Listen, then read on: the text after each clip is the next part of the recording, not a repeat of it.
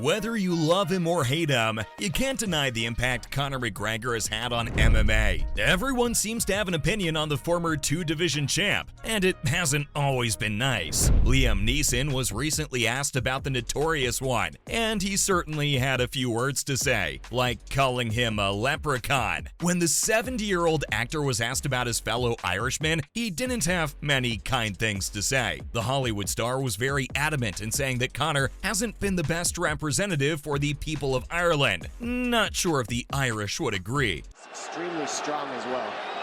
And now he's under the back of Conor.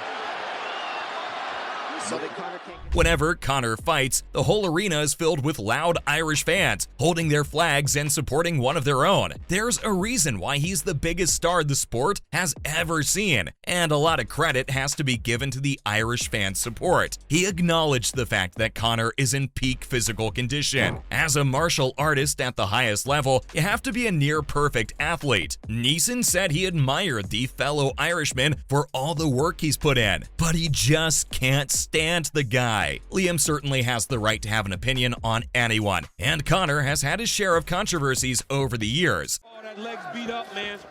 Dustin Poirier. Oh, big left from Poirier, now a right hand. He's hurt. Attacking the UFC fighter bus with a dolly, hitting an old man inside a pub, crossing the line time and time again with the trash talking, Neeson wouldn't be the first guy not to like his antics. Freezing for everything he's got. Oh, opting to drop low though immediately. Conor McGregor getting... But his dislike doesn't stop at Conor. It goes a little deeper. Liam isn't a UFC fan. The actor was asked a follow-up question about his opinions on the sport of MMA. He made it clear that he wasn't a big UFC fan. It seemed barbaric to him. It was too close to a bar fight, which he discussed. That's one way of looking at it. Mixed martial arts is one of the most technical sports in the entire world.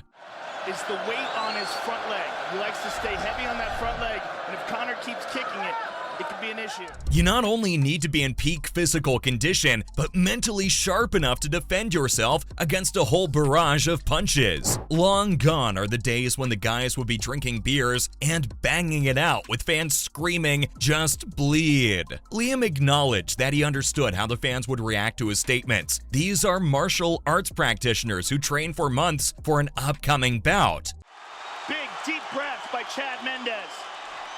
Listen to this place. Oh, big shots by McGregor. But he thought the next stage of the UFC would be the guys smashing bottles on each other's heads, which he hates. Now, we all know the whole point of UFC is to promote unarmed combat training. Although Dana White might have to reconsider promoting his slap fight league, cause he's just proving Liam's point. That being said, we should look at how the Notorious One responded to these statements. Solid left hand from Conor. You just can't take him on the end of the punches. No, man, you can't sit out here at this range. Conor sent out a tweet in response to Liam Neeson. If I were to tell you that Conor took the high road and didn't say anything negative about the Irish legend, would you believe me? Mystic Mac is someone who's known for engaging in the war of words and doesn't let these things slide. But in this case, he didn't have much to say at all. Conor sent out a short tweet saying "Irish proud" with a heart emoji. Conor has also said some nice things about Liam Neeson before all this drama began. He loves to support his fellow Irishmen. Now, don't be surprised, mother effers. Do not chase him this round. Draw him on. If you push him back, you can spend the first minute just getting your recovery. Although it's rare for Conor to take the high road, it has happened before. The last time, it was back in the featherweight days, and the WWE Hall of Famer Ric Flair had some negative comments. Instead of saying something negative about having fake fights, he paid respect to the OG and said Ric Flair is a legend. I feel like we should cherish these rare encounters, cause when it comes to the Notorious One, it's hard to predict who he's gonna go after. Maybe he knows these guys are too old and not trained fighters, so there's no point in engaging with them. They've got so much scar tissue, they tend to bleed, especially from that eyebrow area, very easily. easily. But then again, we saw him punch an elderly man, so who knows? It's hard to imagine what he'll come up with next. We know he's about to host the next season of Ultimate Fighter after almost a 2-year layoff. The former 2-division champ is set to make his return, and it's against the most electrifying man in all of UFC. But before that mega fight happens later on this year, we're gonna see Conor and Michael Chandler host this season of TUF. This would be the second time Conor is hosting the show. All right, gentlemen, we've been over the rules. Protect yourself at all times. Follow my instructions.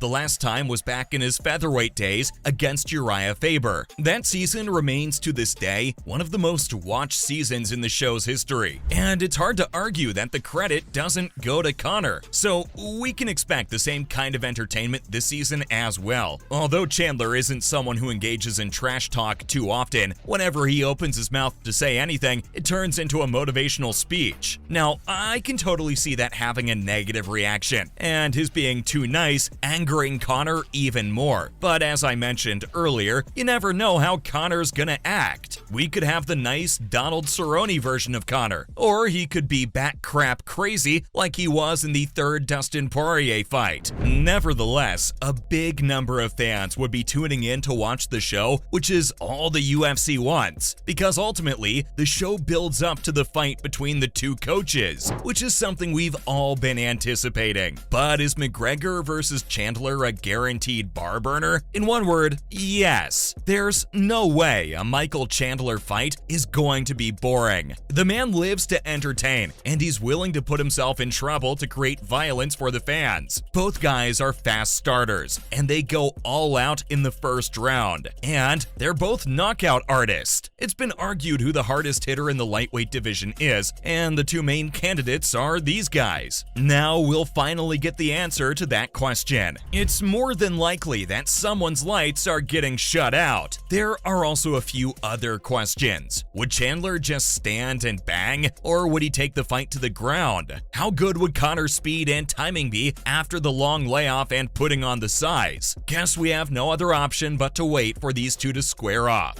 Don't know about you, but I already have goosebumps just thinking about it. With that being said, we have to see what's at stake here. Would the winner get a title shot? Both guys are coming off losses and have a record of 1-3 in their last 4 fights. Yet they're fighting in the main event of a big pay-per-view, so it could be argued that the winner would get a title shot next. Conor has the ultimate star power, and the rules don't apply to him. He could get a shot anytime he wants. As for Chandler, he's just happy to be getting such a huge opportunity. He has a chance to quadruple his net worth and fan following through one fight. So in some ways, this is bigger than a title fight for him. The champ, Islam Makhachev, doesn't sound too interested in facing either guy, but hey, money talks. So who knows what's gonna happen by the time the dust settles. Well, that's it for today, folks. See y'all in the next one.